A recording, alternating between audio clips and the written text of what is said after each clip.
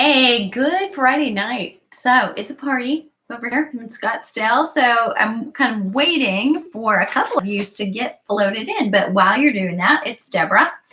Friday night, gosh, what is it? Halfway through November already, right? So I just talked to somebody who said, hey, Jennifer, somebody said they were putting up their Christmas tree tonight with their daughter. I'm like, it's only the 15th of November. What are you doing? So anyway, evidently she also takes it down early. I said, why do you do that? Well, because we put it up so early. I'm like, don't put it up so early. So there's the answer to that. Hey, Cindy, welcome. So for those of you who are not doing the live and you're going to actually come on later, I want to give you the preview right now. So in the email to our Flipping 50 community earlier today, I shared that I was going to jump on and talk a little bit about my recent TEDx talk. So I can't actually give you the talk, but I want to share some insights from it and share why what we do at Flipping 50 is so important. And here's the thing. Hey, Lori, I was applying on a Thursday night. In fact, it was after supper. It was just something I knew I needed to do. I had this idea I really wanted to share. And so there I am, I'm applying. I sent in like a handful of applications to some that were coming up. And Saturday morning, I had an invitation to come and do it. So here's why I say that's great. It's not me. They'd seen a video, but it's the idea. It's what we're doing here that really matters. And I just want to drive home for all of you, women and trainers who serve women who are, flipping 50, who are in perimenopause, you're in menopause or postmenopause, looking for what's a better solution to the exercise that's not working for me right now, and for the nutrition or the dietary restrictions that are sometimes put out there that aren't working for me right now, and the lifestyle changes, and how do I filter through just this big global online source of information, which is both good and bad, right? Because you and I can, Google anything into our keyboard, and unfortunately, we're going to get a whole host of things. And I'll talk a little bit more about that as we roll out. I'm going to be publishing a blog next week, and I was just looking online today for some information. I stumbled across the title of an article that looked so good.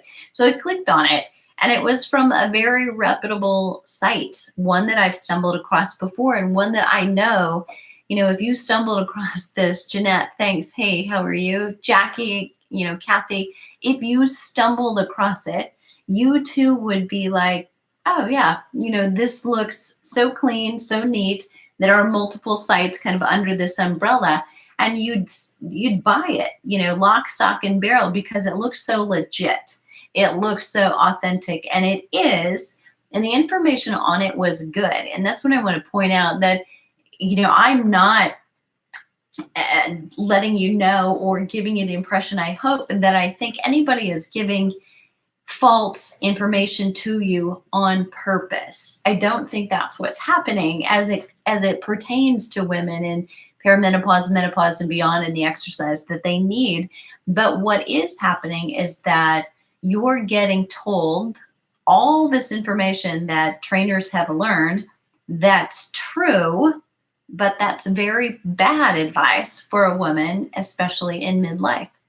And that is what I want to point out. And unfortunately, I think do you know how you drive somewhere? Sometimes you get there and you're like, I don't even remember driving here. I don't remember going past this landmark or that landmark. I don't remember taking a right turn there.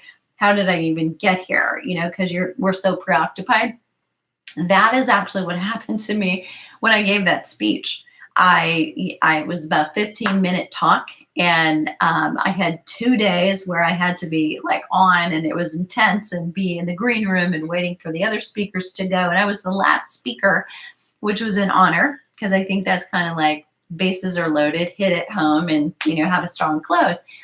But that made me a little bit more nervous, and, making sure that I did just that. And I got up there, and after I was done, I was like, well, I didn't stumble over my words for sure, but I can't remember. Did I say this and this, like these really important comments? So I'm actually going to have to see the recording of it myself before I know for sure if I said everything that I had planned to say. I know I got the essence of the message across, but one of the most important things is to remember that there are people out there. I think we all know in every industry, there are marketers out there who are just, very savvy, and they know what we're looking for, and they just want us to buy their product. And even if it's not the best product or service for us, they want us to buy it because they want our money. They don't authentically want to help us necessarily. And if we don't fit the mold, they're really not going to help us, modify or change or give us an answer on the fly, which is what all of us need, because none of us fits the mold. Somebody today said, something about a cookie cutter approach on an interview. And I said, well, of course that doesn't work, because you're not a cookie, right? None of us are a cookie.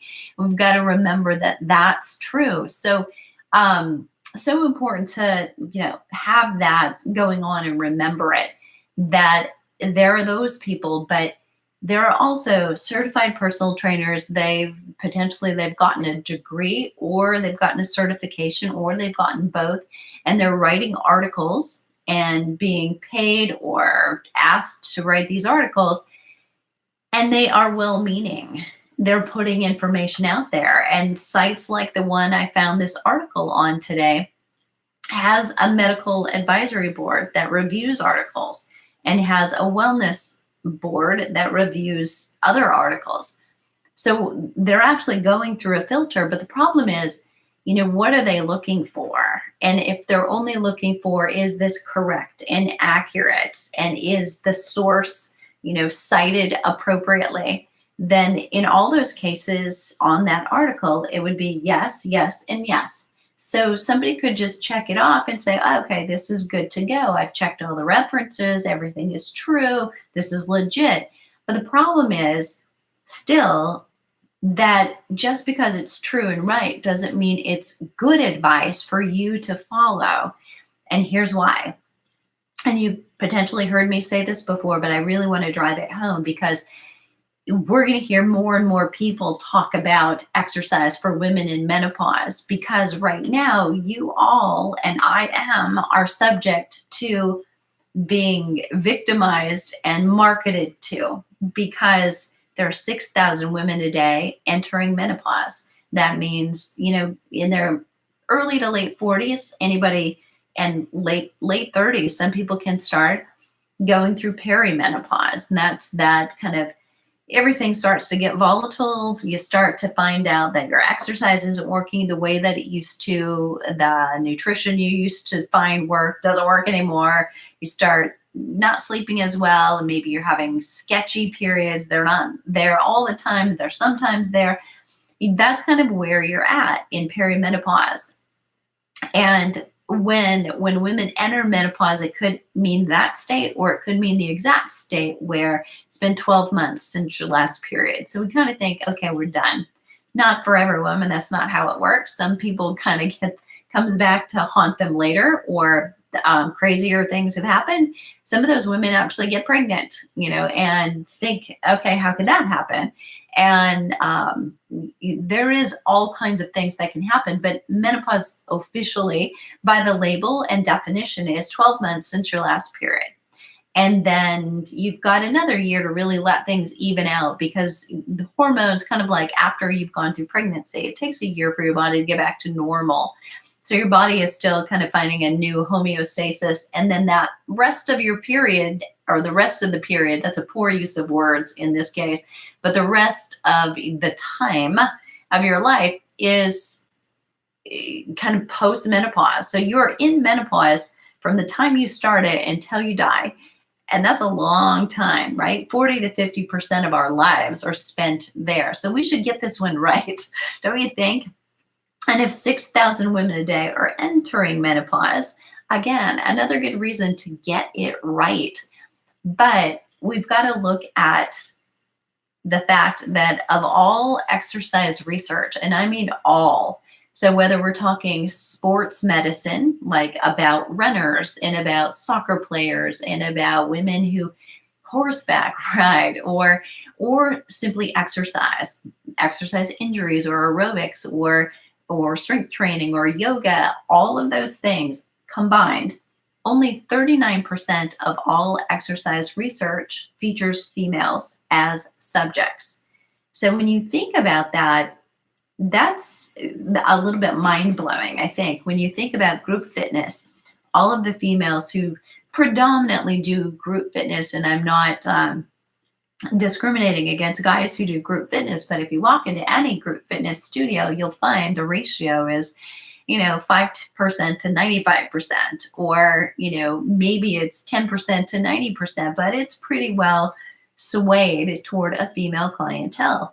And when you think about all kinds of exercise, and there's research on every mode that's been done. So if you've ever done slide, or you've ever done step or spinning or boxing, all of those types of exercise have research done on them.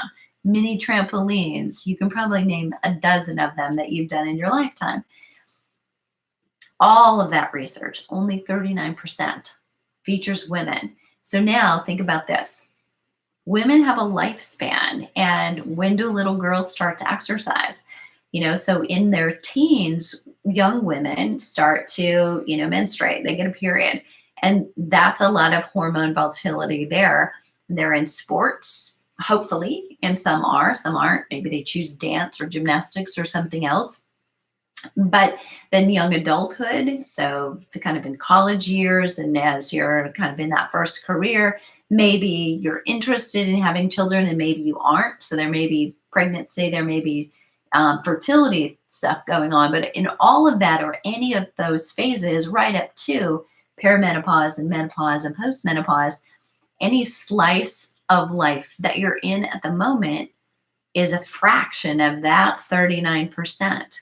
So one of the largest populations right now in terms of who's exercising, because I also, like, I put on my other hat, and I'm a business coach for fitness professionals, personal trainers, gyms, fitness centers, and for health coaches who want to grow, and especially who want to do the Flipping 50 method and do something called the Flipping 50 Advanced Specialist.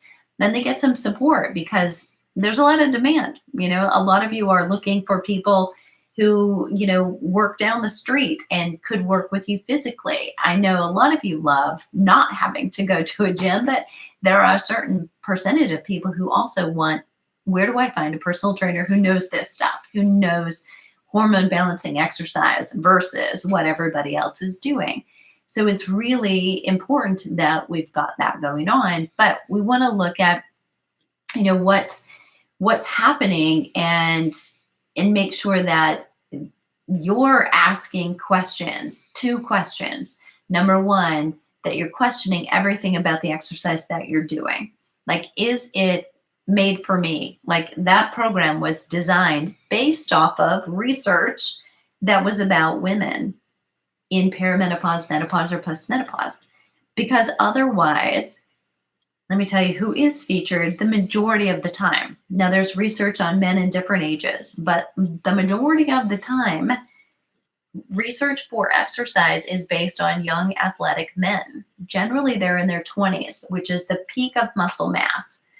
And, whatever makes us think that what works for a man at the peak of his muscle mass is going to work for a middle-aged woman who essentially, when hormones start to go into chaos, is not, right, is at the opposite of her muscle mass. And so obviously, if you think about that, it doesn't take long to say that doesn't make sense at all. Why would we think that? However, a question that came up today drives this one home. So how many of you have heard of Tabata intervals? Tabata. Tabata. It's kind of fun to say. So raise your hand. Give me a yes. Yes, Jeanette, and you can post your question. I will give there. So yes, if you've heard of Tabata intervals. So interestingly enough, hey, Dan, that Tabata intervals, the article that I ran across this morning that was really kind of full of 8 mistakes that kind of just, she was perpetuating the mistakes that we often make about exercise. And the advice was really bad in terms of, was it for you? Was it for women in perimenopause, menopause, and postmenopause? The answer would be no. If you were a younger woman in her 20s reading that article, it was very appropriate. But the problem is the title of the article was, you know, ways to modify your exercise during menopause, ways that exercise can offset the signs and symptoms of menopause. It was an excellent title if you're a marketer, but the content in the article was very misleading if you know how truly to balance hormones. So one of the things she mentioned in talking about, don't just do steady state exercise. Don't just go out, exercise, and keep your heart rate and intensity level at the same level all the time, which was good advice. I agreed with that. She said interval training can really help you burn more fat. And there's some truth to that. So the answer to that is sometimes. It depends.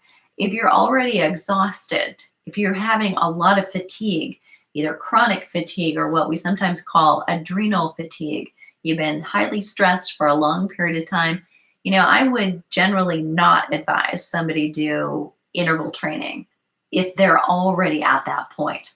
Probably going for a walk and keeping it light, not intense, is a better option, because we need to do what I call restore before more. So if you've already written checks where there's nothing in the account, you've got to fill that hole back up before you can start to build on fitness. You can't, if you're already exhausted, start to do more and more and more and expect that you're going to feel better and better. It won't work like that. So to a point, I agreed with the fact that yes, interval training would be good for someone who's at the right point in readiness for it. So I think we can all agree that probably that's worked for you, depending on what you're doing. And it's just a matter of, is that the right thing for you right now? But what she suggested is there's different kind of intervals, and we call that kind of cardio activity anaerobic as opposed to aerobic. So anybody out there, an aerobic queen from the 80s and the 90s, where we did hours long of cardio, low impact dance, high impact dance, step and slide and spinning and all of it, or we did all of it in a row, or we taught multiple classes in a row, and all of that was cardio queens. It was cardio, cardio, cardio. But that's aerobic when you're at steady state. The anaerobic we call, because you're going to get breathless. So we call intervals anaerobic exercise. And we also call strength training anaerobic, so don't get confused on the two. But she said there's intervals that are 30 seconds, a minute and a half, 2 minutes, and that's probably for exercise purposes doing high intensity interval training. That's the extent of it, because the longer you go, now it becomes aerobic again, and most of us don't have that kind of time. So that's true, but she said that's kind of advanced. So unless you're really, fit already, you probably should do something more like the Tabata intervals. This was her suggestion. And if you don't know Tabata, let me explain it just a little bit. So that is 8 cycles of 20 seconds of a hard, intense exercise, followed by 10 seconds of recovery. And you're working so hard, ideally in that 20 seconds, that your 10 seconds of recovery, you might actually be standing still, just recovering. So it's 20 seconds and 10 seconds, 8 times. So if you're doing math, even I can do this one, is 4 minute cycles, right? So you're going to do that for 4 minutes total, 8 cycles through. And she said, this is a better one for beginners. And I was like, okay, no, no. So here's the research. This is what happened when Tabata was originated. It was originated in, I'm going to get this wrong potentially, but I believe it was Japan. And it was done on, wait for it, young, fit men. In fact, extremely fit, elite cyclists. And they were working, when they were doing their 20-second intervals, they were working at a level of 110% of what we call their VO2 max. And all you need to know about VO2 max is that that's, if you're at your VO2 max, you are breathing so hard and you are asking, I'm done. When am I done? I have to stop. You cannot talk. You can barely breathe. You're ready to fall over and collapse. Your VO2 max is here. So do you remember when we used to all take our heart rate, right? We would break and we would take a 10-second or a 6-second heart rate. And we were looking for being in that zone where we were up to 85%, but not too high, right? That 85% was kind of a predicted measure of 85% of that VO2 max. It wasn't exactly right because we didn't put a mask on you and test you, but that's about where that is, just for understanding. So imagine exercising at 110% of your VO2 max. That is what my university students used to call, when I would make them run their laps for testing pre and post, they would, lean over the wastebasket when they were done. They were that sick because they worked that hard. Not every student was that motivated, by the way. So I didn't reinforce that. They did it themselves. But that's how badly you feel if you're working out.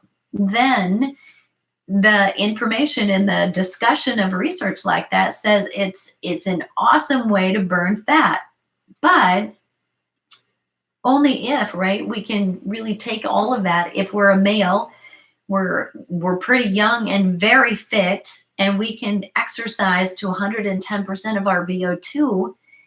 And how many of us can check off any of those boxes? So why would we think that's a great protocol for a beginner? It doesn't make much sense, but that's an example of the kind of thing that you can read online. And although that's a great example of an interval that is used very often, just because everybody else is doing it doesn't mean it's going to work for you or that it's appropriate for you. So I just want you to, the takeaway here is ask, who was this based on? What research is this program based on? And, has this been proven for women like me? Or if you're watching and you're a man, for guys like me who are my age, my fitness level, will this work for me? It is a great question to ask. So that was one of the questions. Someone was asking about intervals and is Tabata the best way to do it? And my answer to that would be no. Here's a follow-up. So someone else on the Flipping 50 TV page right here on Facebook was asking this question, and that is, what would be better? And here's how we start. There's a progression, and I wrote about it in, I can't do this over my head, and You Still Got It, Girl, the book. I wrote about there's got to be a progression. So when anybody starts, we really want, if you're going to do interval training, that your hard interval and your rest interval are at least 1-to-1. So if you're going to do a hard interval for 1 minute, you need to recover for at least a minute, not less than the work interval, but at least as much. And for some people, 1.5 times or even 2 times as much rest as the work interval.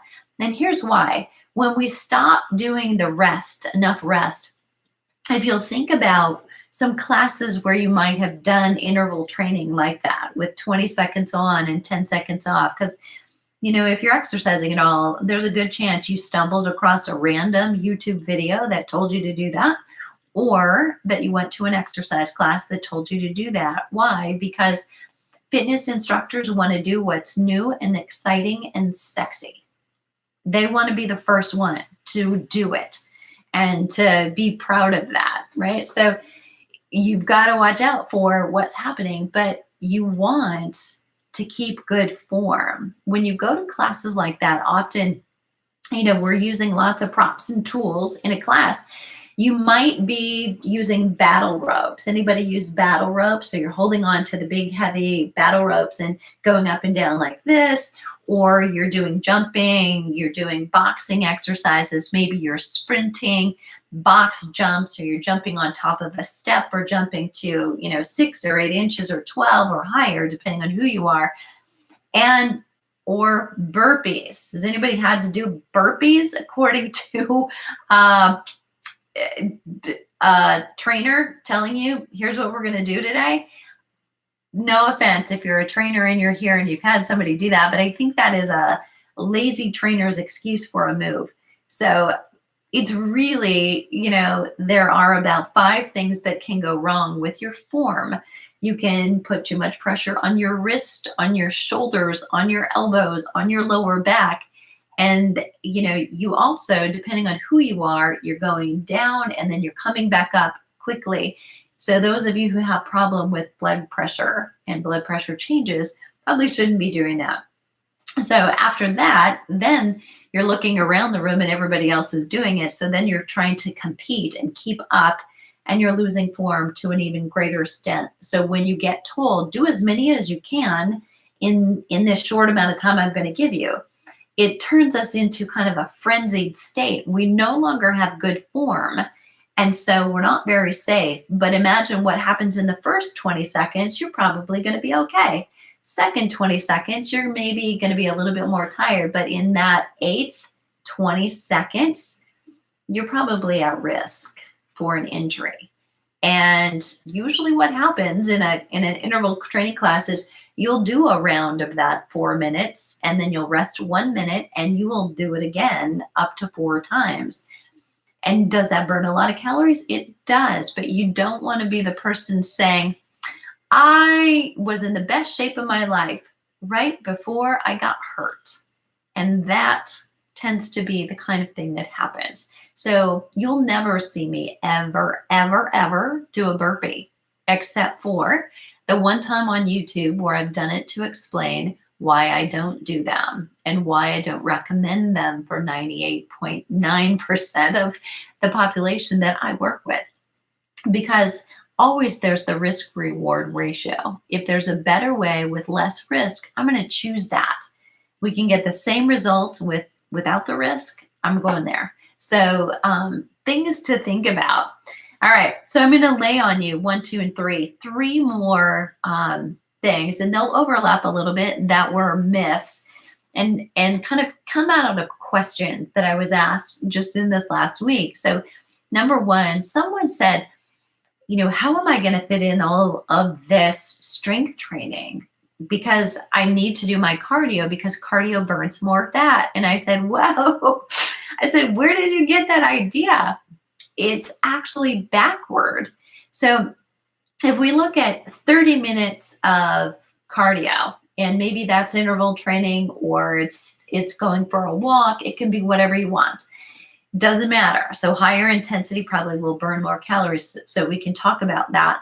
So it's high intensity interval training for 30 minutes or doing strength training for 30 minutes. And we don't often think how long should I strength training? The goal is how many exercises, how many muscle groups, and do I reach fatigue? That's what we need to be thinking. And somebody said, you know, if I'm not doing my cardio, I'm not burning fat. That was another problem with the article today. The truth is that you burn calories, you expend energy from 2 sources. One, during the exercise, but the greater burn actually happens after exercise. We call it EPOC, or excess post oxygen consumption, You don't have to remember that. There's not a quiz afterwards. But how many calories you burn, how much energy you expend, that's saying the same thing right there, is all based on how much oxygen you consume. So I'm sitting here right now at rest, right? And I'm guessing you are too. Anybody running on their treadmill or somehow? But you're winning then if you are. But we're not consuming very much oxygen, not very quickly. So we're not burning a lot of energy while we're sitting. So if we were to stand up and pace around, we'd increase our energy expenditure and the energy that we burn a little bit more. If we were walking, we would do it a little bit more. If we were running, we would do it a little bit more. If we were running fast, we would do it even more. So you can see that's how it works. So if you look at high intensity interval training, it's known to burn more energy during and after. But strength training doesn't burn as much energy during, so you don't get quite as out of breath. If you do a set, especially if you do a set with your legs, you do squats or you do lunges, you'll get a little bit more out of breath. Anybody experience that? I mean, it's probably you're lifting a good amount of weight and it's exertion for you. And that's good, right? But you're not getting out of breath in the same way that you do when you're doing cardio. But what is bigger is the payback after strength training. That payback, if you reach muscular fatigue in each set, not if you lift to 15 and then just stop and get off, but if you lift to 15 and it's like, oh, that's the last one I can get, I can't get another one, then you will burn more calories afterward because your body is doing all kinds of repair. It's trying to, okay, I've got to repair that muscle tissue. I've got to put the oxygen back that I used during that delivering oxygen to the working muscle. I've got all kinds of things to do to slow circulation down, and it's going to take potentially up to 24 hours. The afterburn from strength training is greater. So the total impact of strength training tends to be higher. There's more oxygen consumed overall if we look at, say, a 24-hour period than if we look at simply high-intensity interval training. Now, the best of both worlds, we'd combine them. We'd be doing both, and we'd be doing maybe a little bit of interval training and then go right into our weights or vice versa. That would be the best of both worlds, and then we need that recovery in between to get more fit. Cardio does not burn more fat. Strength training actually does because of that payback effect.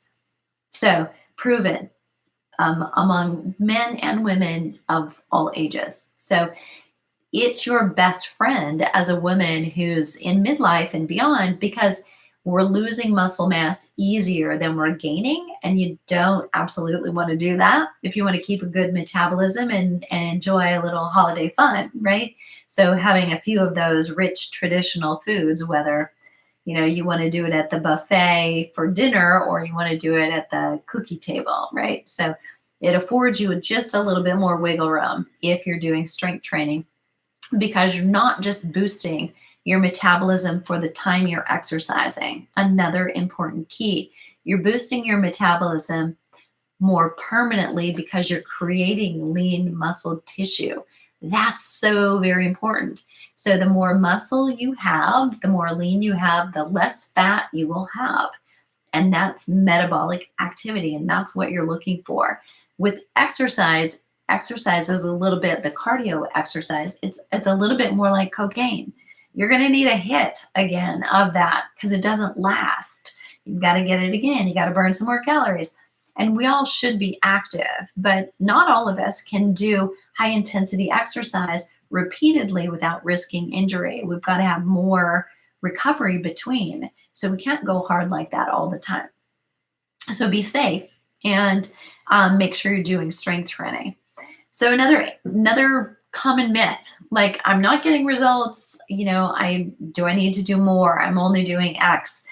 I get that question a lot. And that one, unfortunately, if that article I read this morning fell into anybody else's hands who was thinking that, they would think, yes, the article said, 2.5 hours, of moderate exercise is recommended. And that comes from, you may have heard it another way, about 5 30-minute walks or 30 minutes of exercise 5 days a week or most days of the week is the Surgeon General's recommendation for most of us.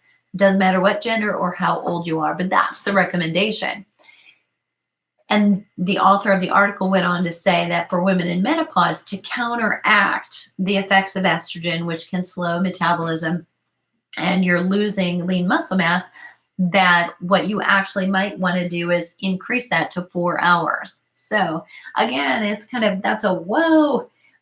If someone is already exhausted and experiencing a lot of fatigue, which happens to many women that I work with in our programs and privately, the last thing we want to do is say, well, don't do, this much, do twice as much, and it's not exactly twice as much, but you get the idea. If a little is not working and giving you some hint that you're feeling better, don't do more of what's not working. That's a pretty bad idea, right? So you really want to think about, where am I? How do I feel? What are the signs and the symptoms that I'm going in the right direction? So if you're exhausted and tired all the time, you're not fit. You can't be both, right? So we want to get that exhaustion and fatigue and tired all the time gone. And we've got to figure out first, how do we do that? And then we can really work on the fitness. So we've got to work on the wellness and the health first, and then build on the fitness. And it will come. It's just you can't dig further into a hole. So that will get you in trouble. So 1, 2, 3, and right in line with this, and so I'll be quick on this one, longer workouts. I must need longer workouts because the length of the ones that I'm doing now is not working. Again, bad advice, and for the same reason that I just mentioned. Okay, last one that I'm going to hit on is, someone asked, can I combine my strength and my cardio? So my response to that is yes, but it depends. So let me clarify my answer on this. Combine them, but not in a way that you're going to do, 2 or 3 exercises that are strength and then do cardio, or that you're just going to go rapid fire from one exercise to the next exercise. Like you're going to do push-ups, and then you're going to do squat jumps, and then you're going to do pull-ups if you can do them. And not a lot of people can, but that's a problem. Work on that one. So if you're doing those kinds of movements rapidly, remember what I said about needing to reach muscular fatigue. Just going through movements fast and rapidly doesn't get you the same results as actually taking that muscle to fatigue and getting some muscle development and more lean muscle on you so that you will burn calories faster all the time, around the clock. So if you've strength trained today and you're sitting here tonight, depending on where you are in the world, you're burning more calories simply because you've done your strength training today. So you can do them back to back, but do them, as I said before, do your interval training first or second, and then do the strength training, or vice versa. You can move them around as far as comfort goes. There's really no proven science about, is it better to do strength first or do the intervals first? For some of our cellulite specific programs in the cafe membership in Flippin 50, we do the cardio last. And that's according to research for supporting cellulite. So excuse me, I'm going to cough a second and I'm going to grab a water.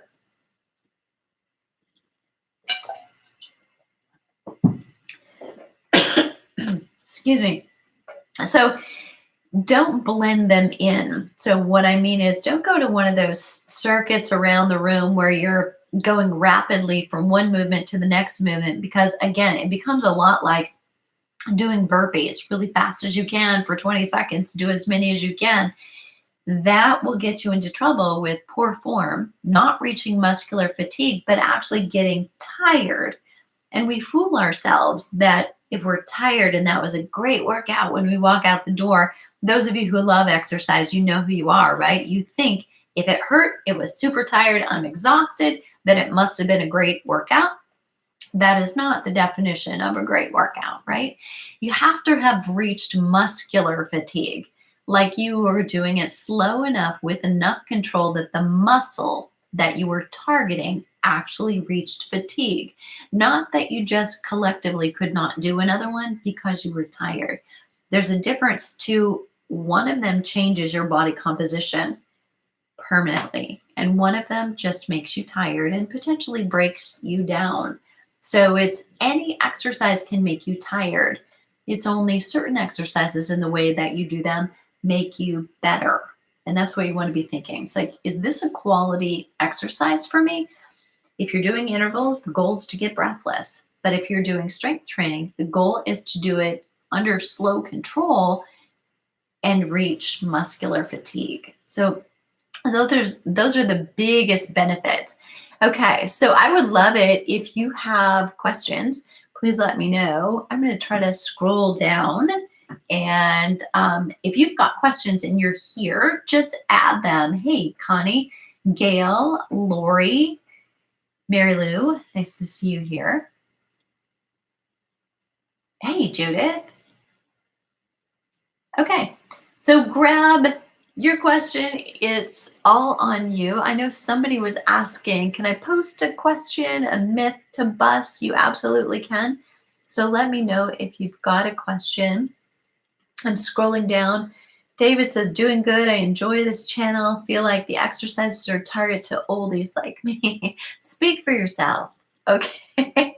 We got a lot of good years left, right? Hello, how are you doing? Jeanette is loving her burpees. Okay. Not in Sunshine Coast, Australia. Okay. Yeah, Jeanette, if you have a question, please add it if anybody else has one. We did a webinar for the Flipping 50 community on Wednesday. If you missed it, it was kind of sharing my review of fitness toys and tools for Flipping 50 people.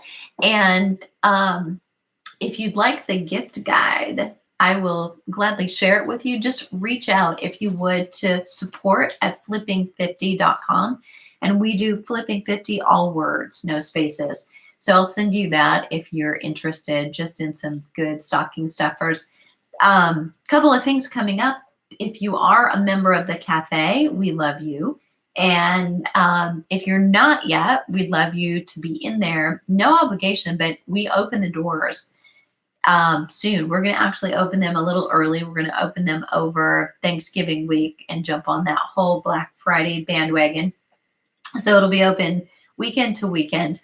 And you can get on the notification list, and I will share the place where you can get that. It's flipping50.com/cafe, CAFE, just to find out when it opens, what's inside, and what kind of special Black Friday stuff we've got for you in there. And if you happen to be, is anybody here a fitness professional, personal trainer or health coach right now? Let me know. Or if you're working with one, we have the Flipping 50 Advanced Specialist right now is open for enrollment. And we help fitness trainers use our methods. So they take the Flipping 50 system, they go through the course, they learn how to coach it, and then come out either with a certificate as a specialist or an advanced specialist.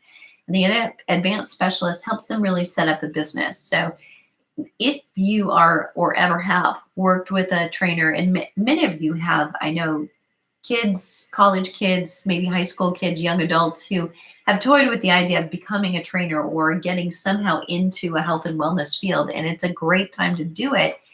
But this is such a unique animal. And, you know, with a big population of people turning, 50 and over or getting into menopause, that kind of support is hard to come by. Every time I speak to an audience, the question, or one of them from the audience members, is, where do I find a trainer who knows this? And, I sometimes will hear from somebody, well, I know my daughter can help me do this. And I'm sure that, physiologically and kinesiology wise, that's true.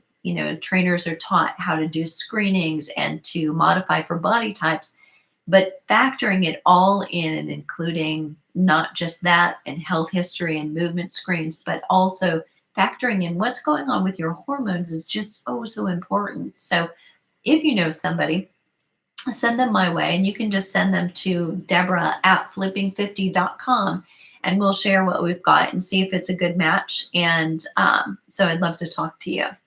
Last but not least, shameless plug, but we're right in the middle of open enrollment for the New Year's retreat here in Scottsdale. So I don't know where you are. If it's snowing and cold, how does 75 and sunny sound? That was yesterday and today and tomorrow and Saturday and Sunday, and you get the idea. So pretty good place to spend some winter days. So if you're interested, that's the very end of January and the beginning of February. And we have already got 7 spots spoken for. We take a small group because that allows me to talk to everybody, and we are intimate enough that all the attendees, all the women that come, meet each other, and generally stay in touch afterwards as well. So becomes a really fun group. But we do a lot of activity. So there's plenty of things that'll get you tired, but in a good way, and lots of hiking when we're here. And we will also be doing some weights, some Pilates, some yoga, and learning how to do really good core work. We'll also be taking time out to do some strength training, specifically with weights. So you've got some eyes on you, how to modify, how to change things if something doesn't work for you. And we do educational sessions as well. So we're really looking at, what's happening with your hormones, what are the signs and symptoms, and what would be an ideal way for you to modify and your top priorities in order to get things to fall into better alignment. So we spend the weekend doing that, and then there's just some fun little surprises. So hint, no hint, you might want to bring your cowboy boots if you're coming. So it all happens like on a Thursday, late afternoon. We meet at 5, and the next day, lots of hiking. The Saturday, we do a lot of hiking, some weight training, weights, education. We do a little cooking together. And then most of the time we go out for 2 really nice dinners. And then we do half a day of hiking again on Sunday and wrap up with a little powwow at about noon. So you can fly home on Sunday or just stick around and see some really nice sights here in Scottsdale. So if you're interested, that's flipping50.com. 2020-retreat. And I will put some of those links in here too for anybody, but reach out to me at debra at flipping50.com if you're thinking any of those or feeling like a fit for you. And last but not least, I take a very small group, and I have to like them to on as private clients during the year. And if you're thinking of working with a private coach, for your exercise, your weekly check-ins with exercise about nutrition, getting all of your health habits in line, and really focusing on you in 2020 is something you're open to. I've got almost $2,000 worth of bonuses for anybody who gets in now within the next week. I leave on next Thursday for a week long. So before that point, if you're thinking private coaching is something you're interested in, reach out to me at debra at flipping50.com, and we'll talk. So it's an opportunity for you to get to know me to get to know you a little bit better, and let's see if it's a good fit for you. Okay, let me read through a couple of questions here. Great, I've got some. Okay. So this one is, Debra, what's your opinion of CrossFit training? And the whole thing is, it depends. So it really depends. There's no blanket statement, right, for CrossFit training, period, because any program is only as good as the trainer who's leading the program, whose eyes are on the participants in the class. So the real question is, what's my opinion of cross training for anyone specifically? And that would depend on how are they feeling and what's their background and, what else is going on for them with their hormones and what is going on for them with regard to their joints and what are their needs. So it's whether or not an activity is appropriate and the best solution and answer for you. Strength training is, of course, the number one thing that anyone 50 and older needs. There have been a lot of horror stories, right, about CrossFit and injury levels. And, there's a lot of overhead work that, isn't always great. So it all, again, comes back to, whatever the exercise is, it's only as good as the instructor who's giving it and their ability to modify for everybody who's in the room. And is that the appropriate activity for you? So, I can't throw CrossFit under the bus and don't want to. And, yet I can't also say, it's great, you should do it. So I've never done it. I've taught powerlifting. I taught as a certified strength and conditioning coach in kinesiology for 15 years.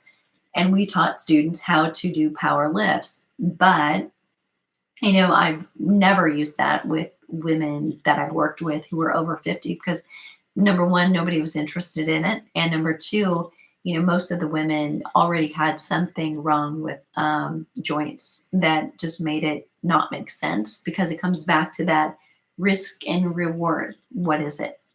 I'm not a huge fan of anything that puts workout of the day and then everybody walking through that room that day does that workout.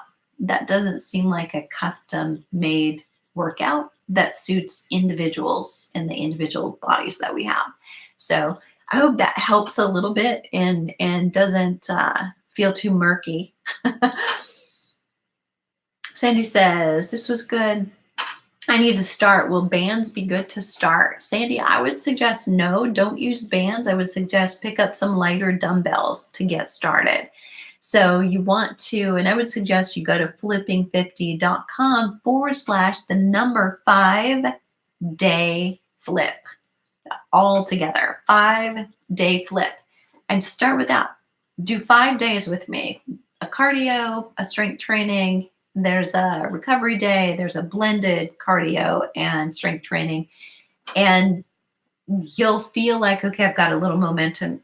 Now what's next, right? But here's the property of bands, the plastic elasticity. It's not a beginner or an advanced or immediate, but the property is not much like light. So when you think about it, you're going to bend over, reach down and pick up, a kitten or a bag of dog food.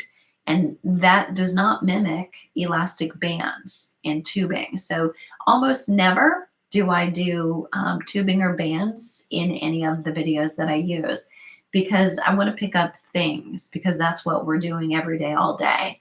We're not using that elasticity. And the property of it means that, in a middle belly of a plastic band, it's about adequate tension. When you get too close together, it's not good. When you get too far apart, it's not good. So you only have a very small part of the range of motion when you're using tubing that is adequate and appropriate. And the other two, we miss the insertion of the muscle into the joint and the origin of it. We miss those two endpoints, and those are pretty important. So I'm not a huge lover. So pick up some light weights. They're very inexpensive. You could start with soup cans for that matter. Mary says, I'm 65 years old, recently had total knee replacement. My knees are not bending correctly. Which would be the best routine for me? Thank you. Great question. So first of all, I would go back to your surgeon and or your physical therapist and figure out what's going on, who messed up, and what we can do about it. So let's get you moving in a way that is comfortable. So it says they're not you correctly. I'm wondering if it's just not feeling good, or you still need to establish that full range of motion and you haven't actually gotten that back. So if you worked with a physical therapist, I would, double check with that and what you're ready to do. And if you have any limitations or restrictions first, So, and then it's kind of my job. I can take over from there. But if you've already worked from somebody, it's good to have that history before you get started. And I have a program, Mary, called the Knee Friendly Flip. So I just mentioned flipping50.com 5-day flip. I have a knee friendly better start. So in case you can't find that, it's at the flipping50.com. It's in the store, but if you want a better description, feel free to reach out to me at debra at flipping50.com. But that has strength training and cardio in it, but no squats, no lunges. So it's much more knee friendly while still strengthening those muscles around your knees. Sarah says, any comments for those of us that are flipping 70? So here's the deal. It's not about age, Sarah. It's about ability. So, I spent 5.5 years in Boulder, Colorado, and 49 before that in Iowa. Big drastic difference between 70-year-olds in Iowa for the most part, and then in Boulder, Colorado for the most part. People in Boulder who are 70 are starting or continuing to do triathlons and, doing cross cycling, and people in Iowa a little bit less so, okay, tending to socialize a little bit more around the bar and the buffet.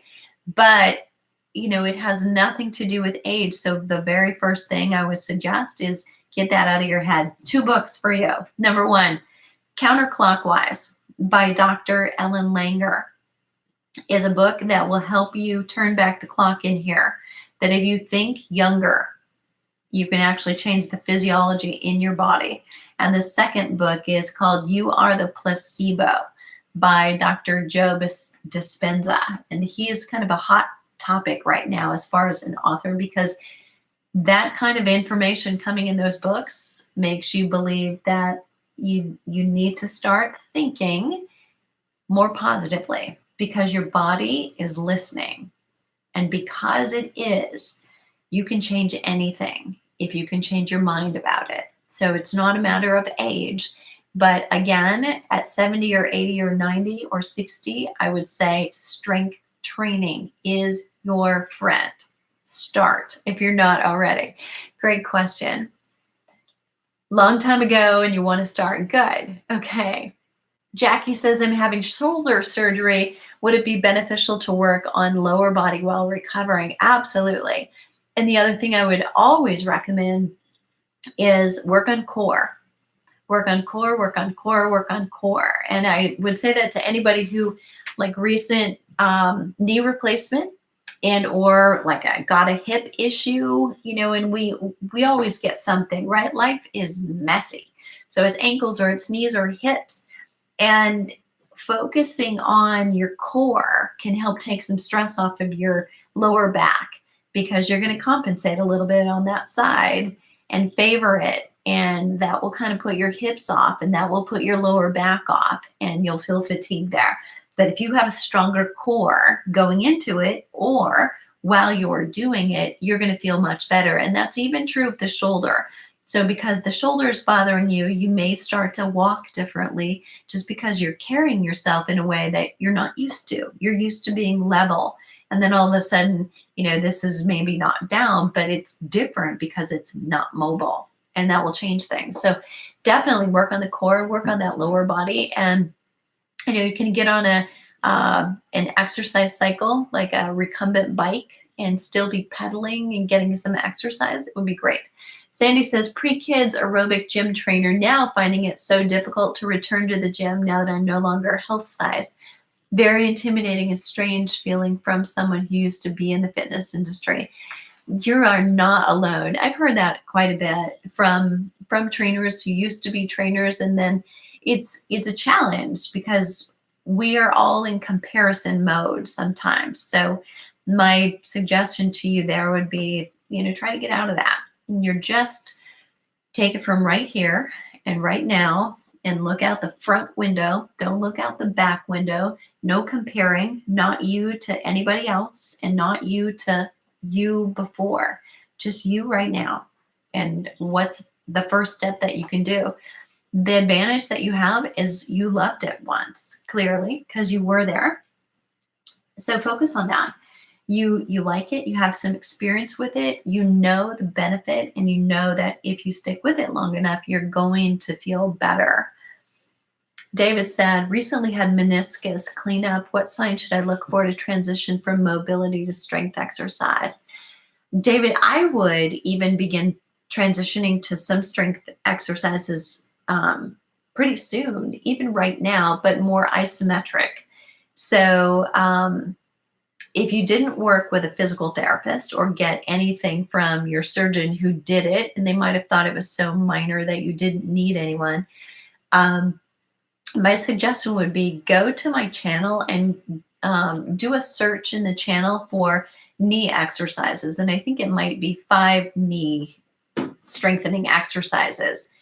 And you're sitting on the floor and you're just doing some isometric contracting and you're doing some minor movements, but the goal being to work on stability around that knee. And the other thing that I'll throw out to you, David, and a couple of other here, blood flow restriction bands, and you'll find that on the channel too, and when you're in YouTube. And for those of you that are at the Flippin 50 site a little bit more frequently, you can look into the blogs, and there are a couple podcasts where I've talked about that. But look at the blood flow restriction bands. I show them. The things I'm doing are not what I want you to pay attention to, but you can find them also at flipping50.com/resources. And I show you what I'm talking about. They're bands that you'll put on around your upper arm and around the top of your thigh, so right underneath your buns. And you could be putting those on your leg even while you're not exercising, or on your leg where you're doing some of the mobility exercise or the isometric exercise. There's 3 populations those blood flow restriction bands work for. For adults who don't want to lift heavy, maybe they feel vulnerable or they've got a prior injury, just not comfortable with it. For athletes who want to work out more, they want to get more progress, but doing more heavy and high intensity work can be, take a lot more recovery, can bring an athlete to injury, which is not what they want. And then passively to somebody who's recovering and in rehab, it's perfect for you. So you actually put them on for 20 minutes a day, just when you're sitting around the house. And you can do that 1 or 2 times a day. So reach out and feel free to write me at debra@flipping50 if you'd like a little bit more help with that.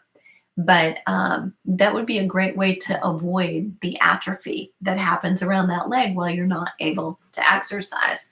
So hopefully that's helpful. Have to go, but so thank you so much. You are very welcome. Thanks so much. Sarah says, I'm in a retirement community. Our fitness instructors are fixated on the concept people your age shouldn't be doing that.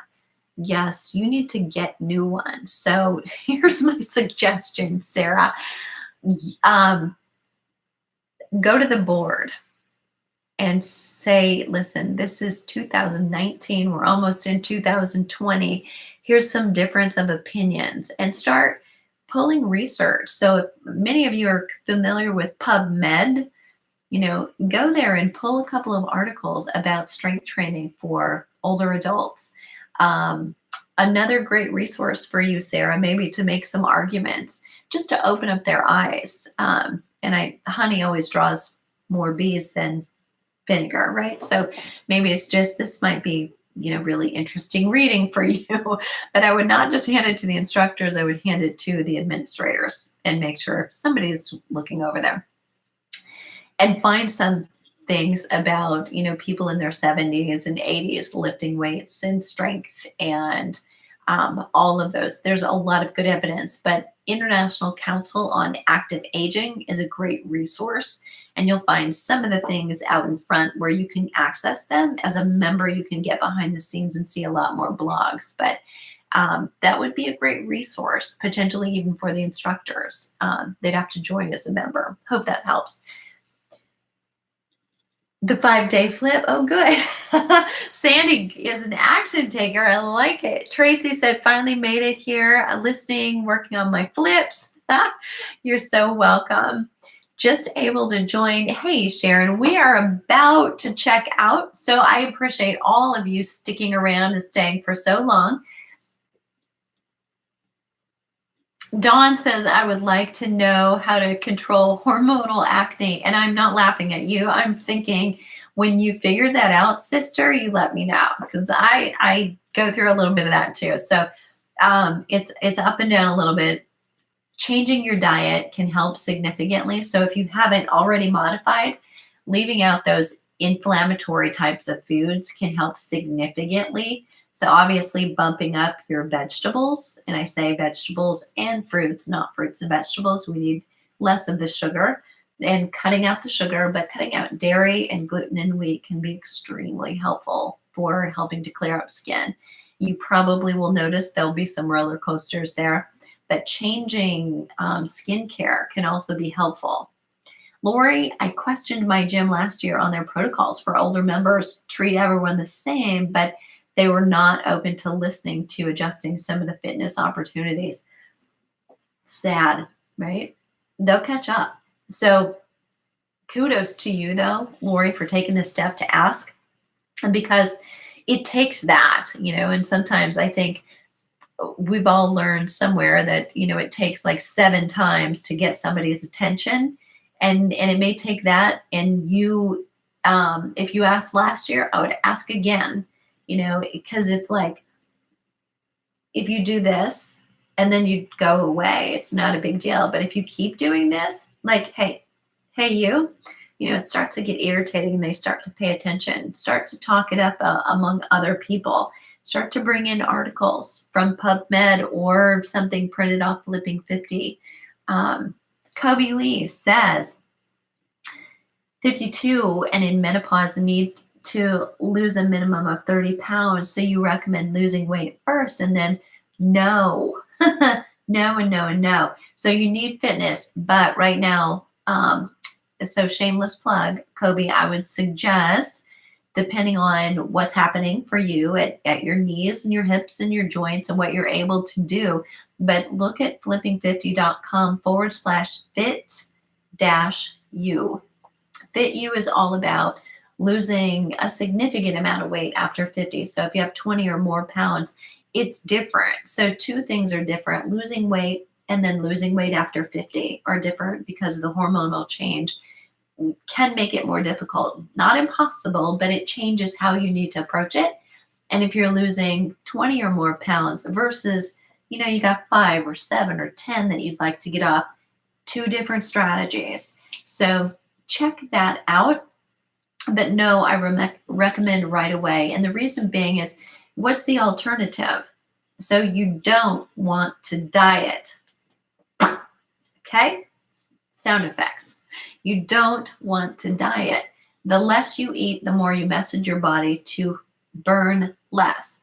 You're going to slow your metabolism if you do that. So Kobe, you want to get into that strength training right away. You want to potentially lose weight, but what you really want to do is lose fat. So in order to do that, gaining lean muscle mass, and by exercising, raise your hand, show me some love if you agree that exercise is often a catalyst for better behavior. When you exercise, you're in a better mood. When you exercise, you tell yourself, I make better choices at every meal because I did this good thing for myself, so I'm going to now choose better. And I think more of us do that, and exercise is often the catalyst.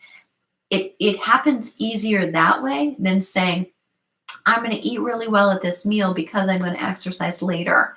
That's a little harder to do, to have that restraint. But if we exercise first, it's like, well, naturally, I want to feed myself a little bit better because I'm feeling virtuous. And we tend to, success breeds success. We tend to keep that going. And it's easier to get started with the exercise. It's not about how many calories you're burning. It's more about how is it influencing your hormones positively so that you get better results, better mood, better focus, you choose better, you have fewer cravings. It all works so, so well. So hopefully you'll think about that. All right, everybody, it's time for supper for me. I don't know about you. So if you've got another question, you're seeing this after the fact, please feel free to come back and add it. I will add some of the resources to the Facebook group where we've also done this live, and or the page underneath the text for the video. So if you're looking for some of the links that I mentioned, now's the time. So have yourselves a great weekend, and just have a true confession for you. I'm already playing Christmas music in the car. Just saying. Okay. Bye. Have a great night, everybody.